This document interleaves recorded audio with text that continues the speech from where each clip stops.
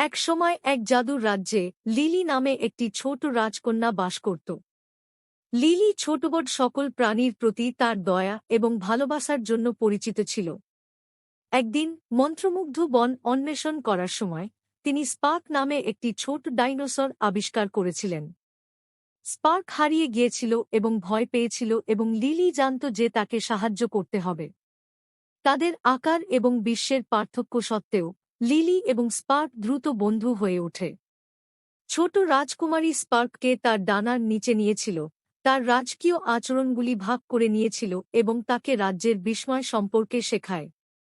দুই বন্ধু একসাথে চ্যালেঞ্জের মুখোমুখি হয়েছিল, স্পার্কের পরিবারকে খুঁজে পাওয়া থেকে শুরু করে বনে বাধা অতিক্রম করা পর্যন্ত। যখন তারা যাত্রা করেছিল, লিলি এবং স্পার্ক শিখেছিল যে সত্যিকারের বন্ধুত্বের কোন সীমা নেই। আপনি একজন রাজকন্যা বা ডাইনোসর কিনা তা বিবেচ্য নয়, আপনি অন্যদের প্রতি যে ভালোবাসা এবং যত্ন দেখান তা গুরুত্বপূর্ণ। রাজ্য তাদের অনন্য বন্ধন উদযাপন করেছে এবং লিলির দয়া সবাইকে বৈচিত্র্য এবং বন্ধুত্ব আলিঙ্গন করতে অনুপ্রাণিত করেছে।